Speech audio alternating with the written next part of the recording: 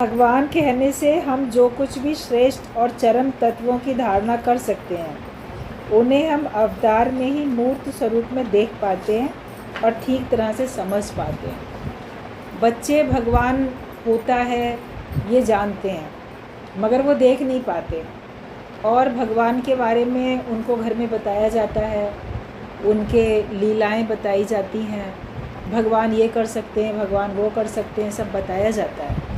लेकिन जो अवतार शरीर धारण करके जब भगवान आते हैं उनकी लीलाएं जब बच्चे सुनते हैं तब उनको और ज़्यादा विश्वास होता है कि भगवान ऐसा कर सकते हैं। अगर अवतरित होके भगवान नहीं आते, सतयुग में, त्रेता में, द्वापर में, कलयुग में, अगर भगवान युग युग में अवतरित नहीं होते और वो अपना आदर्श, अपनी लीलाएं, अपनी शिक्षाएं अगर हम सब लोगों को नहीं देते तो हम समझ नहीं पाते कि भगवान क्या कर सकता है, क्योंकि किसी का आदर्श तो सामने है ही नहीं। तो वो एक कोरी कल्पना लगती कि हाँ शायद कोई एक भगवान होते हैं जो हम जिनको देख नहीं सकते और वो ये सब कर रहे हैं, उसको ज्यों का त्यों हम नहीं समझ सकते। तो भगवान शब्द सुन के या भगवान के बारे में जो कल्पना करते हैं वो सब हमको अवतारों में पूरा दिखने लगता है, तो हमको और विश्वास होता है। अवतार के आने से हमें निराकार में विश्वास आता है, साकार के मिलने से, साकार की महिमा सुनने से, लीलाएं सुनने से हमको निराकार के ऊपर पूरा पूरा विश्वास होता है और हम उसको अनुभव कर पाते हैं। जब तक साकार हमारे जीवन में नहीं आएगा या साकार के बारे में हम नहीं सुनेंगे तब तक हम निराकार में भी टिक नहीं सकते। तो इसीलिए साकार का होना अति आवश्यक है। आप खुद साकार शरीर धारण करके आए हो दुनिया में, तो आपके लिए कोई साकार होना चाहिए। गुरु के रूप में, संतों के रूप में हमको समझो अवतार ही मिल जाते हैं, समझो भगवान ही मिल जाते हैं, क्योंकि वो हमको वास्तव में हमारा अपना पता बताते हैं। अपना रूप पहचान, समझ मन दर्शन, यही भगवान। तुम पहले अपना रूप पहचानते हो तो समझो दर्शन यही भगवान का, इसके अलावा कोई और दर्शन है क्या? आत्मा सो परमात्मा, जो शक्ति तुम्हारे अंदर विद्यमान है वही पूरे ब्रह्मांड में विद्यमान है। इसीलिए बोला गया जो पिंडे सो ब्रह्मांडे, जो इस पिंड में है वही पूरे ब्रह्मांड में है। जो हमारा शरीर है ये पिंड कहलाता है। जिस समय किसी की मृत्यु हो जाती है तो पिंड दान कर रहे हैं, तो आकृति एक कुछ प्रतीक बना के और उसका सब क्या क्या कर्म कांड होते हैं सारे। तो जो शरीर है वो पिंड है, और पिंड दान क्यों कर रहे होते हैं वो लोग?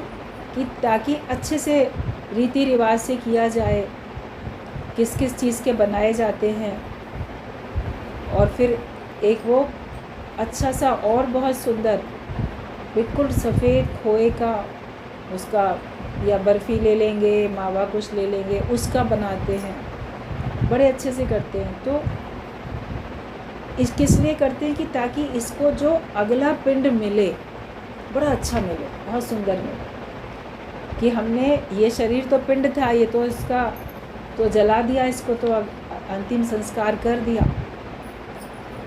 इस शरीर से तो पीछा छूट गया, लेकिन आगे जो इसको अब जो दोबारा शरीर मिलेगा तो कोई तो पिंड धारण करेगा ना वो, तो वो बड़ा अच्छा मिले, अच्छे रीति रिवाज से, इस भावना से वो सब जितने भी कर्म कांड होते हैं वो सब कराए जाते हैं। तो नेक्स्ट के लिए, अगला शरीर मिलने के लिए जो सन्यासी होते हैं, संत होते हैं, ब्रह्मज्ञानी होते हैं, उनके लिए कोई आवश्यकता ही नहीं होती है करने की, क्योंकि उनको नेक्स्ट शरीर लेना ही नहीं है। तो उनके नाम का पिंडदान कोई करे या ना करे, उसको तो लेना ही नहीं है, वो तो भगवान से मिलके एक हो जाना है। और फिर अगर भगवान की मर्ज़ी होती है तो वो उसको दुनिया में अपना कार्यकर्ता बना के भेजते हैं ना, संतों के रूप में भेजते भगवान, और एक एक जो संत है वो आप समान करने में लगता है, भगवान का कार्य करता है। तो गुरु हमारे जीवन में आता है तो गुरु हम सबको संत बना देता है, संत करे आप समान, वो हमको भी वैसे ही बना देता है। तो आपके अंदर भी वो शक्ति जागृत हो जाती है, फिर वो शक्ति आप दूसरे में भी जागृत करते हो। तो ये अच्छाई और सच्चाई फैलाने का और बांटने का जो सिलसिला है ये लगातार चलता रहता है। तो एक एक के आदर्श को, भक्तों का, संतों का, अवतारों का, एक एक का आदर्श सारा संसार देखता है।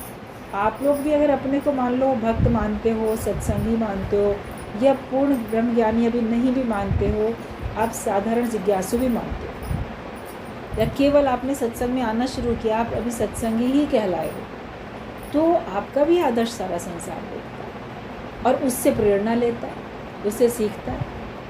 तो सत्संग में आने पे एक बड़ी जिम्मेदारी बन जाती है कि एक भी कर्म मेरे से ऐसा ना हो जिससे कि कोई रॉन्ग मैसेज संसार में चला जाए, कोई गलत संदेश चला जाए कि सत्संग में जाने वाले लोग भी क्या ऐसे होते हैं, सत्संग के लोग क्या ऐसे करते हैं। कभी कभी क्या होता है, इस बात से किसी को डिप्रेशन हो जाता है, सत्संग में मन नहीं लगता, कि कभी घर में या पड़ोस में या किसी भी वजह से किसी के साथ भी, चाहे दूसरे की गलती होती है, आपको अपने अधिकार को लेने के लिए ही, मान लो आपको कभी क्रोध करना पड़ा, सख्ती करनी पड़ी, अपना हक लेने के लिए मान लो आपको कोर्ट में दरवाज़ा खटखटाना पड़ा, कचहरी का, तो उसमें लोग जो हैं वो बोलेंगे ये सत्संगी हो कि इनको सत्संग सुनने से फ़ायदा क्या, ये तो लड़ाई कर रहे हैं। कोर्ट कचहरी में लड़ाई होती है या मौखिक आमने सामने लड़ाई होती है, या कभी अपने अधिकार के लिए बोलना पड़ता है, कलह क्लेश होता है। तो लोग बोलेंगे कि ये इनके सत्संग में जाने से फ़ायदा ही क्या, वो उनकी समझ है, उनके कहने से कि आप ये मान लोगे कि मुझे कोई फ़ायदा नहीं पड़ा। आपको सत्संग में आने पे जो फ़ायदे पड़े हैं आप उनको याद करो, और आप अपने अंदर के कर्म के मर्म को तो आप ही जानते हो। लोग तो आपका बाहर का कर्म देखते हैं, आपका अंदर का कर्म का इंटेंशन, उसका मर्म तो नहीं देखा ना आपने क्यों किया। ना वो मरे न ठागे जाए, जिसके नाम बसे मन माहे। जो ज्ञान में आ जाता है वो अमरता को प्राप्त करता है, वो दूसरे जन्म मरण के चक्कर में फिर नहीं आता दोबारा। लेकिन वो माया में ठगा भी नहीं जाता, लोग उसको मूर्ख बना के ठग लें, वो अपना जीवित अवस्था में अपना नुकसान थोड़ी करेगा। जो न्याय है वो न्याय अनुसार कार्य करेगा। तो उसमें लोग बोलेंगे इनके सत्संग में जाने से फ़ायदा क्या। और कभी कभी उनकी बात से मन अगर आपका ऐसा हो जाए कि हाँ वाकई सत्संग में जाने से कोई फ़ायदा नहीं, मैंने नहीं लड़ाई झगड़ा किया, अगर आपने अपने अंदर को जांच के देखो, आपने व्यर्थ में लड़ाई झगड़ा किया, तो आपको पता चला कि मेरी ये गलती थी, आप मन ही मन पछताओ, पश्चाताप करो, बोलो ठीक है आपकी बार ये गलती हो गई, आगे से नहीं होगी। अगर किसी ने टोका है तो आपके सुधार के लिए टोका, किसी के टोकने से आप सत्संग छोड़ के अगर बैठ जाओगे तो फिर आपका कभी भी सुधार नहीं हो सकता ना, फिर तो आपका कभी भी उद्धार नहीं हो सकता। और अगर आपका अंदर से कोई उद्देश्य ऐसा नहीं था किसी को कष्ट देने का, या अपना स्वार्थ नहीं था आपका, आपने न्याय अनुसार बात की, तो आपका मन शांत रहना चाहिए कि मैंने कोई गलत थोड़ी किया, मैं जानता हूँ मैंने सत्संग के अनुसार ही किया, मैंने ज्ञान के अनुसार ही किया। तो हमें किसी भी कीमत पे सत्संग को अपने से अलग नहीं करना है। सत्संग हमारे जीवन में हमेशा रहे, हम सत्संग में रहें, और अपने मन की बात आप सत्संग में प्रश्न के रूप में रखो, या नहीं तो एकांत में आप जिनसे भी सत्संग सुनते हो उनको गुरु मानो, और गुरु मान के उनसे अपनी बात करके उनसे आप सलाह मशवरा लो। अगर आप इतना भी नहीं कर पाते हो तो ज्ञान का पूरा मनन करो, पहले दिन से लेके आज के दिन तक आपने कितना सुना है, क्या सुना, उस पर गहन विचार करो, तो आपको समझ में आएगा कि आपका व्यवहार ज्ञान के अनुसार था कि ज्ञान के विरुद्ध था। विवेक खुल जाता है तो आपको समझ में आता है। तो आपको जब अंदर से पता चलेगा ये व्यवहार मेरा ज्ञान के विरुद्ध था, तो उसके बाद आगे से नहीं करना। ज्ञान के हिसाब से था तो आप स्थिर रहो, शांत रहो, समय आने पे आपकी सच्चाई पता चल जाएगी। सच्चे की सच्चाई तो प्रकट हो जाती है ना, जब भगवान चाहते हैं तब ज़रूर प्रकट हो जाती है। वरना तो कोई सीता की तरह अग्नि परीक्षा भी दे देगा तो भी लोग उस पर इल्ज़ाम लगा देंगे। धोबी ने इल्ज़ाम लगा दिया कि ये तो ब्राह्मण के घर में रहकर आई है, कैसे मान लें कि ये कलंकित नहीं है। तो ऐसे सोचो, एक राजा की रानी के ऊपर भी इस तरह का इल्ज़ाम लग गया, जबकि अग्नि परीक्षा भगवान ने लोग को ऐसे दिखाने के लिए ली।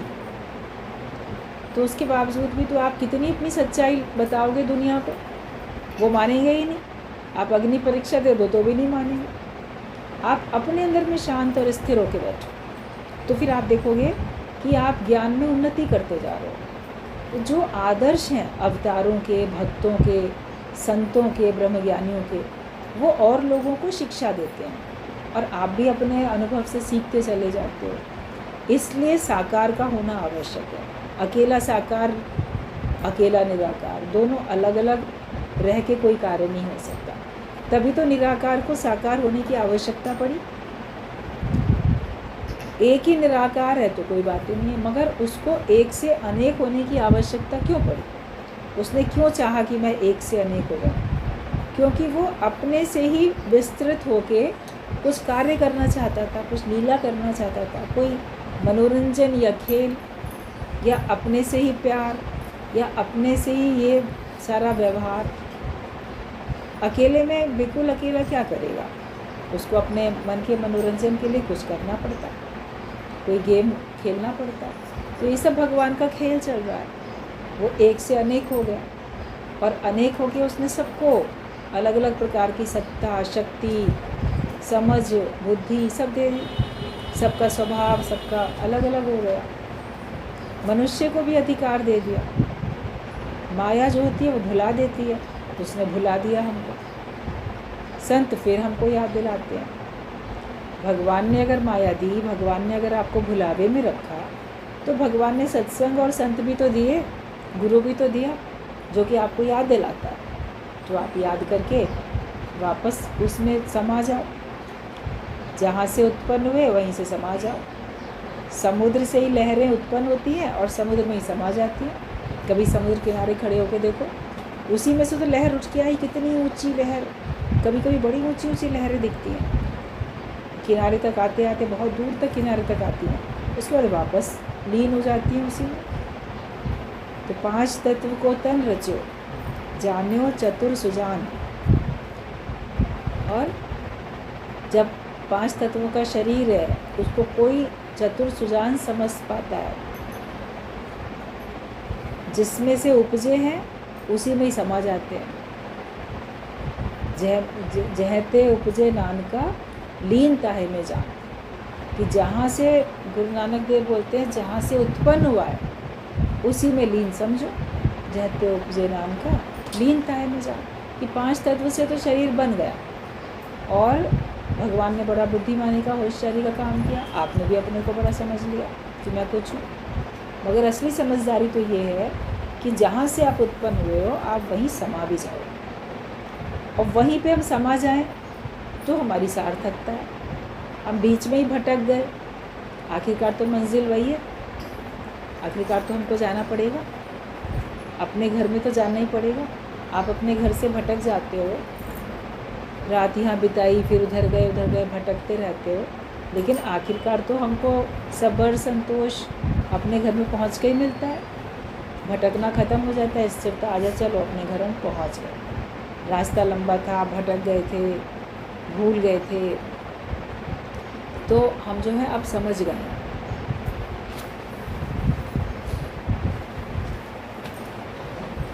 ध्यान भी नहीं देते हो आप लोग। जो सुनते हो उस पर ध्यान दो, जो समझाया जाए उस पर ध्यान भी दो।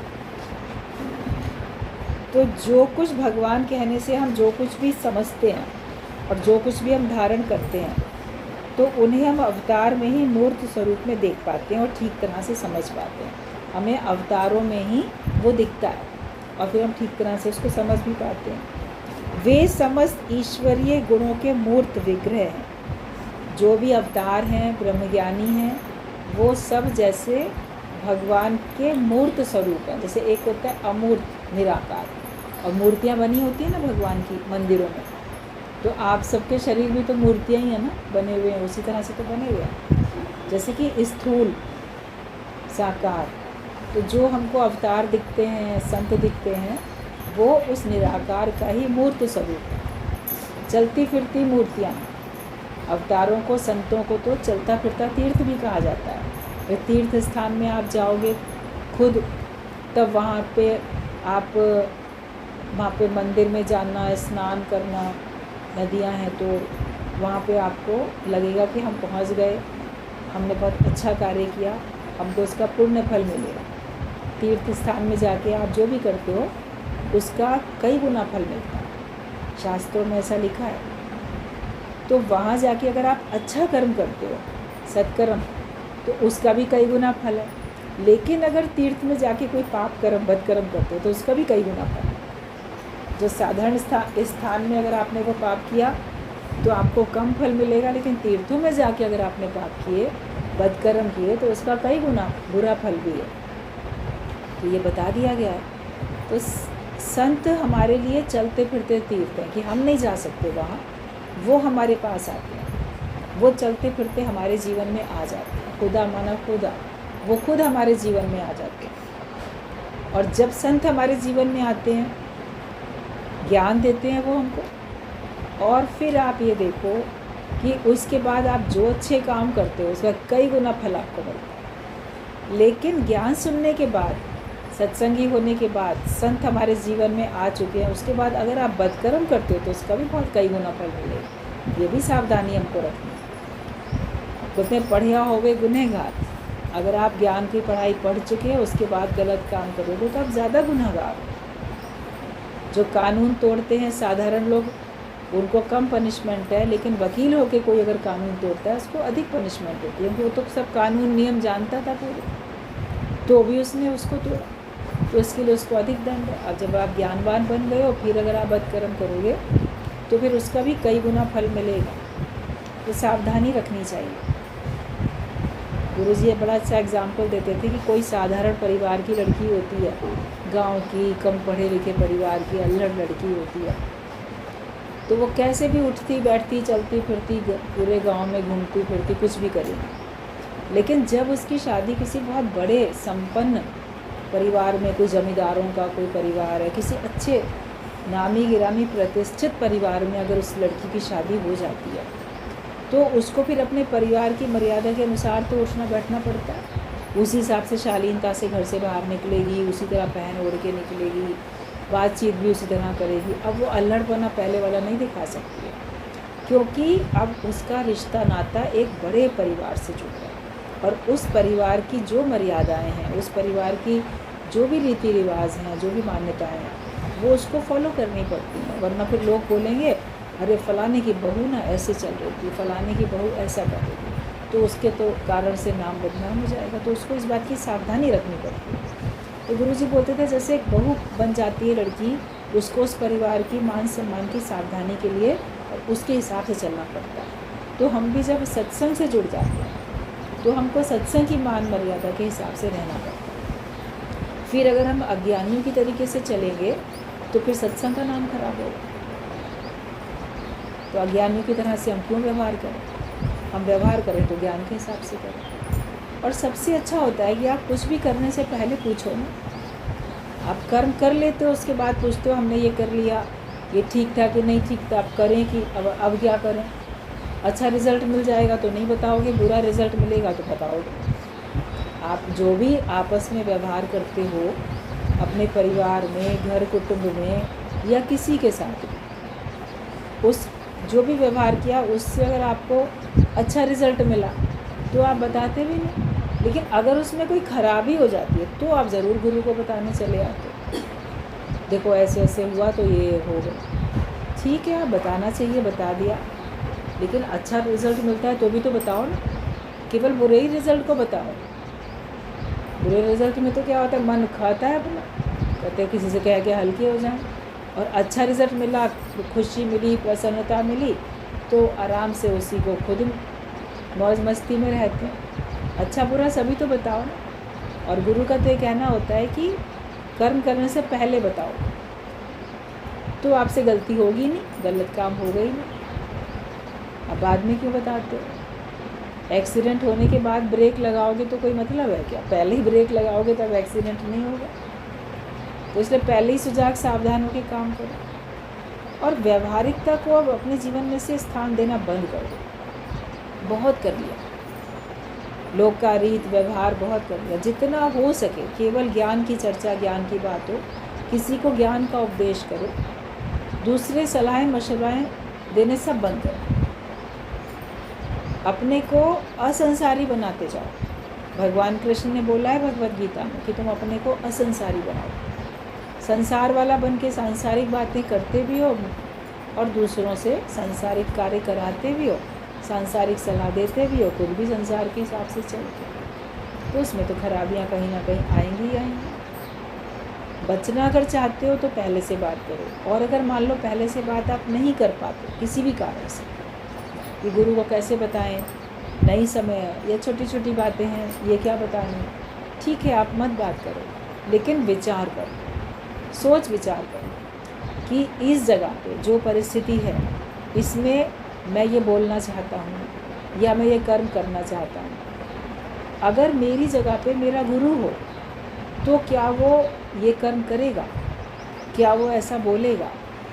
जो भी आप कार्य व्यवहार में कर रहे हो, आप अपने मन से कम थोड़ी देर विचार तो कर लो कि मेरी जगह अगर गुरु हो तो क्या वो ऐसा करेगा। अगर आपका मन उत्तर देता है कि हाँ गुरु ऐसा करेगा, तो आप भी कर लो। और अगर आपका मन बोलता है कि गुरु तो ऐसा नहीं करेगा, तो आप नहीं करो। क्योंकि अगर आप वास्तव में गुरुवान हो, ज्ञानवान हो, आपका विवेक खुला है, आपने गुरु को अच्छी तरह ऑब्जर्व कर लिया है, इतना संग करके आपने उसको समझ लिया है, तो आपको ये बात समझ में आ जाएगी कि गुरु ये काम करेगा कि नहीं करेगा, गुरु ऐसा बोलेगा कि नहीं बोलेगा। वो भी आपके लिए एक प्रेरणा होती है, आप उसी हिसाब से सजाग रहते हो, सावधान रहते हो। वरना तो पल पल में मनुष्य से मिस्टेक होती रहती है। गुरु के सामने इतनी गलतियां हो रही हैं। अभी जीवित मान लो आपके लिए आपका गुरु जीवित है सामने, या आप उसकी आंख के सामने भी बैठे हो, तो भी आपसे गलती हो जाती है। तो जब घर में हो, जब गुरु आपको नहीं देख रहा, तो आपसे कितनी गलती होती है। या गुरु जब शरीर रूप में ही मान लो ना हो, और अगर आपने पहले से अपने को पूर्ण नहीं बनाया, तो बाद में कितनी गलतियाँ होंगी। अभी तो गुरु हमको सुजाग करने के लिए है, सावधान करने के लिए है मान लो, और अगर हम अपने को पूर्ण नहीं बनाते हैं, तो बाद में आप अधूरे को पूरा कौन बनाएगा। उसके लिए आपको बहुत मेहनत करनी पड़ेगी, अति की मेहनत करनी पड़ेगी, और पता नहीं फिर इस जन्म में भी आप कर पाओगे कि नहीं कर पाओगे, फिर न जाने कितने जन्म लगेंगे। इसलिए जो करना है आज ही तू कर ले, क्यों कल पे रखता है, कल किसने देखा। अपने को ज्ञानवान बनाने के लिए जुट जाओ, अपने को एक अच्छा सुखी व्यक्ति बनाने के लिए मत प्रयास करो, अच्छा सदगृहस्थी बनने के लिए प्रयास नहीं करो, अपने को मुक्त होकर जीवन मुक्ति का मैं आनंद लूँ, ये प्रयास करो, तो वो आप सफल हो जाओगे। फिर आपको देख के बहुत लोग सीखेंगे, बहुत लोग जानेंगे। तो जो अवतार होते हैं वो, उनमें सारे ईश्वरीय गुण होते हैं, मतलब वो ईश्वरीय गुणों के मूर्त विग्रह हैं। जो मूर्तियां हैं, समझो वो चलती फिरती मूर्तियां भगवान की ही हैं। अवतार शरीर से भगवान ही नाना प्रकार की लीला करते हैं। जो भी अवतार होके आते हैं या जो ब्रह्मज्ञानी संत हैं, उनके शरीर से भगवान ही लीला कर रहे हैं। उसके शरीर को माध्यम बना के कार्य तो भगवान ही करें। भगवान को भी कार्य करने के लिए साकार की तो ज़रूरत पड़ेगी ना। अभी निराकार में रह के कौन सा काम हो सकता है, सबका तो निराकार किया, मगर उसको कार्य करने के लिए किसी साकार का तो सहारा लेना पड़ेगा। अभी गर्मी में मान लो आपको ठंडक चाहिए, तो करंट की सहायता से मिलेगी, लेकिन करंट अकेला क्या आपको ठंडक दे सकेगा। उसके लिए कोई साकार, कोई तो यंत्र चाहिए। हवा लेनी है तो पंखा चाहिए, और ठंडक लेनी है तो एसी चाहिए, ठंडा पानी बर्फ़ चाहिए तो फ्रिज चाहिए। चलेगा तो सब उसी करंट से, मगर अकेला करंट थोड़ी आपको ये सब दे सकता है। ठंडा पानी दे सकता है अकेला करंट आपको, हवा या कुछ ठंडक दे सकता है। उसके लिए उसको उसी प्रकार से जुड़ना पड़ेगा, उस प्रकार के मशीन से, यंत्र से जुड़ना पड़ेगा। तो अकेला और करेगा करंट ही, अकेला वो भी कुछ नहीं कर सकता है। मान लो आपने फ्रिज, एसी, टीवी कुछ लाके रख दिए, तो अगर करंट नहीं होगी तो चल भी नहीं सकेंगे, अकेले कर ही नहीं सकते वो काम। मगर अकेला करंट भी नहीं कर सकता, दोनों की ज़रूरत होती है। तो अकेला निराकार करंट की तरीके से है, होगा सब कुछ उसी की सत्ता से, मगर उसको भी तो कोई माध्यम चाहिए ना, किसी के माध्यम से तो करेगा। तो जिसके भी माध्यम से हमको कोई भी कार्य होता हुआ दिखता है, सोचो कि भगवान इस रूप में कर, संतों के रूप में तो भगवान कर ही रहे हैं, मगर आपकी वृत्ति, बुद्धि, दृष्टि ऐसी बन जाए कि सब तरफ जो कुछ हो रहा है सब भगवान के हुक्म से हो रहा है। हुक्म अंदर हर कोई, बाहर हुक्म ना कोई। नानक हुक्मे जे बुझे तो हो मैं कहे ना। जो हो रहा है भगवान के हुक्म से हो रहा है, क्योंकि सबको सत्ता देने वाला, सबको शक्ति देने वाला, सबके द्वारा कार्य कराने वाला वही एक निराकार है। अलग अलग यंत्र में वो अलग अलग प्रकार से कार्य करता है, कहीं पे ठंडक देता है, कहीं पे गर्मी देता है तो एक ही करंट, तो है तो एक ही सत्ता।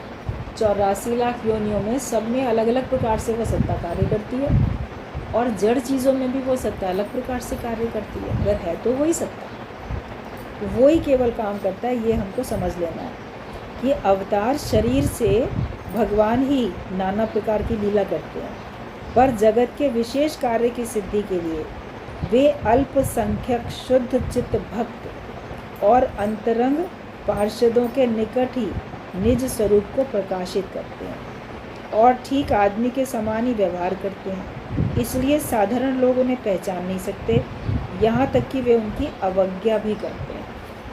वे भगवान ही कार्य करते हैं, लेकिन जो साधारण लोग हैं वो उनको मनुष्य ही समझते हैं। भगवद गीता में भी भगवान कृष्ण ने बोला है कि ये मूढ़ लोग जो हैं मुझे साधारण रूप में, मनुष्य रूप में आया हुआ समझते हैं।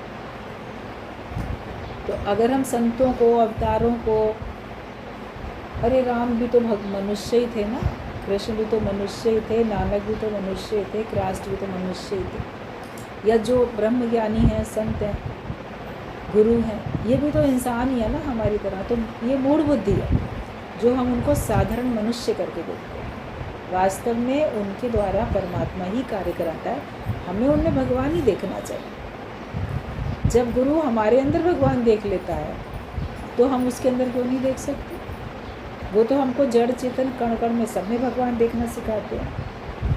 तो संसार के विशेष कार्य की सिद्धि के लिए वो कुछ शुद्ध चित्त भक्त और अंतरंग पार्षदों के निकट ही निज स्वरूप को प्रकाशित करते हैं और ठीक आदमी के समान ही व्यवहार करते हैं। वो हमारे संग व्यवहार तो इंसानों जैसे ही करेंगे ना, गुरु भी, संत भी, अवतार भी सब करेंगे वैसे, लेकिन जो उनके खास विशेष बहुत गिनती के गिने चुने अल्पसंख्यक, बहुत कम संख्या वाले ऐसे भक्त होते हैं जिनके आगे वो अपने निज स्वरूप को प्रकट कर पाते हैं। उनको कोई कोई पहचान पाता है, संग करके भी कोई कोई पहचान पाता है, बाकी आम जनता नहीं पहचान पाती, और वो अपना विशेष कार्य उनके द्वारा कराते हैं। और साधारण लोग तो उन्हें पहचान ही नहीं सकते, यहाँ तक कि वे उनकी अवज्ञा भी करते हैं, उसकी बात मानेंगे भी नहीं, कभी अपमान भी करेंगे। अभी क्राइस्ट को तो क्रूसीफाई भी करा दिया, कहाँ माना भगवान? सब लोगों ने माना क्या उसको भगवान? अगर भगवान मानते तो क्या उसको क्रॉस पे चढ़ा के उसके प्राण ले लेते थे? नानक को भी क्या सब लोगों ने भगवान मान लिया? कई लोगों ने नहीं माना। राम को भी कई लोगों ने नहीं माना, तो कृष्ण को भी कई लोगों ने नहीं माना। ब्रह्म ज्ञानियों को भी सब लोग नहीं भगवान मानते, गुरु को भी सब लोग भगवान नहीं मानते। कोई कोई विरला पहचानता है जो मान पाता है। और जब आपकी ऐसी भगवान को देखने वाली दृष्टि बन जाती है, तब आप स्वयं हो जाते हो, जानत तुम ही हो जाए। जो तुमको जानेगा ज्यों का त्यों खुद वैसा हो जाएगा। अगर हम उसमें भगवान देख पाते हैं सब में, तो हम भी भगवान का स्वरूप हो जाते हैं। भगवान देखने में रुकावट तो हमारा जीव भाव है। हम अपने को इंसान समझते हैं तो हमारी नज़र में सब इंसान हैं। जैसे चोरों को सारे नज़र आते हैं चोर, चोर की नज़र में सब चोर हैं, साधु की नज़र में सब साधु हैं। आपका दृष्टिकोण कैसा है? आपकी दृष्टि कैसी है? मेरे कामिल, मेरे मुर्शिद ने मेरी दृष्टि संवारी है, हमारी दृष्टि संवार दी। पहले हम इंसान, जानवर, पशु पक्षी, सामान, पदार्थ, जड़ चेतन ये सब देखते थे। अब देखो आपकी नज़र धीरे धीरे बदलती है ही भगवान, है ही भगवान, पक्का कर लेते कि सब है ही भगवान, इस रूप में भी, उस रूप में भी। इसके लिए अभ्यास करना पड़ता है ना लगातार, अपनी मैं को गुम करना पड़ता है, अपने जीव भाव को हमको हटाना पड़ता है। और पुरुषार्थ और भगवत कृपा में किस तरह सामंजस्य हो सकता है? ये दोनों परस्पर विरोधी मालूम पड़ते हैं, पर ऐसा नहीं है। पुरुषार्थ भी परमेश्वर का ही दान है और उनकी कृपा है। पौरुषहीन भक्त निचले दर्जे का है। कोई कहता है ना हम पुरुषार्थ करेंगे, कर्म करेंगे। कर्म और भाग्य दो चीज़ें अलग अलग दिखाई देती हैं। कोई भाग्य को महत्व देता है, कोई अपने पुरुषार्थ को, अपने कर्म को महत्व देता है। दोनों को अलग अलग समझते हैं। किसी को श्रेष्ठ कोई बोलेगा, किसी को दूसरा श्रेष्ठ बोलेगा। मगर वास्तविकता ये है कि भाग्य और पुरुषार्थ या कर्म एक ही चीज़ होती है, अलग अलग नहीं होती है। आप बोलोगे भाग्य से ये मिला और मेरे पुरुषार्थ करने से मैंने ये पाया, मेहनत करी मैंने, कर्म किया तो मैंने ये फल पाया। मगर वो कर्म करना, पुरुषार्थ करना, आपके अंदर जो पौरुष है, जो शक्ति है, वो भी तो भगवान की देन है, उसी का तो दान है। जैसे भाग्य से आपको मिल रहा है, तो भाग्य से ही आपके अंदर मन में, तन में शक्ति है जो आप कर पा रहे हो। भाग्य से ही आपको वो समझ भी मिली है। आप भाग्य को तो भगवान की कृपा, भगवान के ओर से मिला हुआ प्रसाद, दान समझ लो, लेकिन पुरुषार्थ में अपनी मैं कर लेता हूँ, मैं करता हूँ। जो ज्ञानवान होता है वो उसमें भी भगवान की कृपा समझता है, तो अहंकार कभी नहीं आता फिर उसको। वरना क्या है, आपको अहंकार पल पल में आता ही जाएगा। तो जो वास्तव में पुरुषार्थ भी परमेश्वर का ही दान है, उनकी ही कृपा है।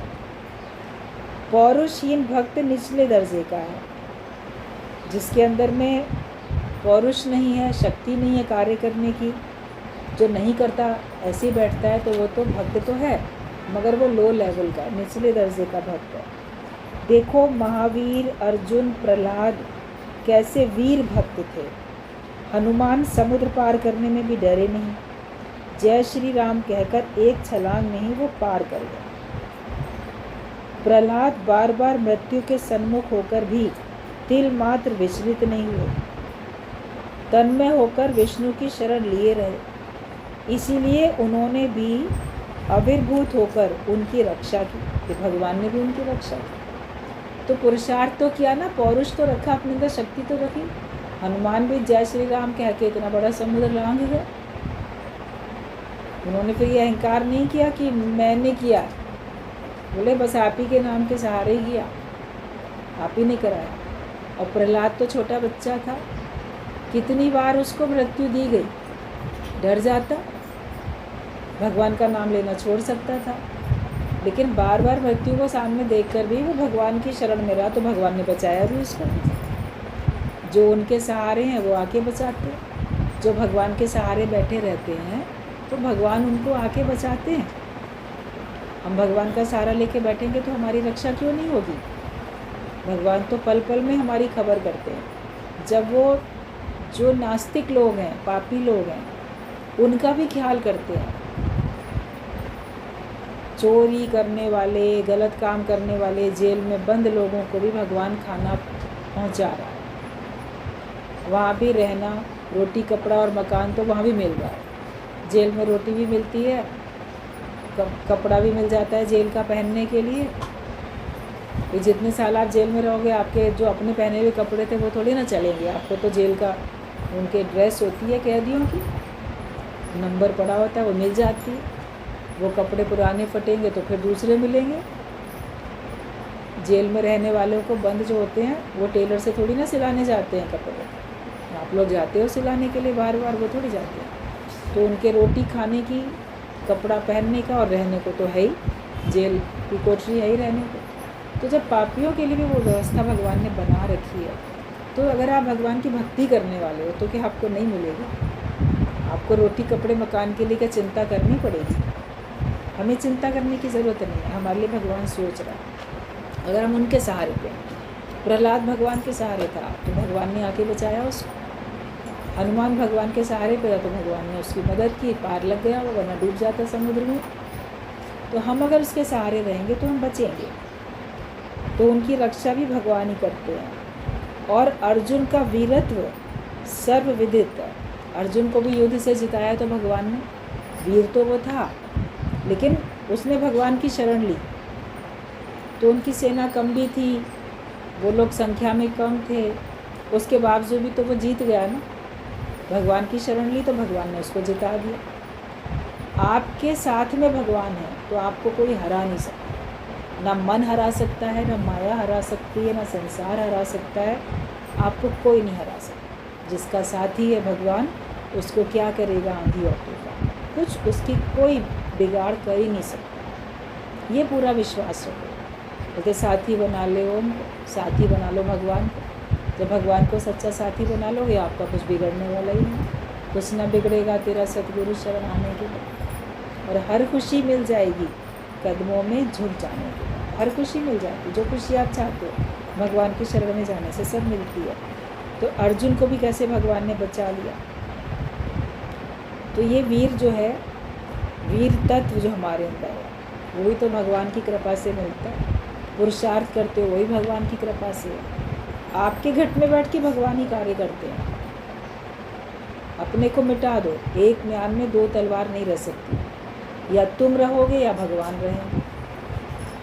अभी तक तो तुम ही थे, तो क्या आनंद था, क्या शांति थी, भरपूरता थी, संतुष्टि थी।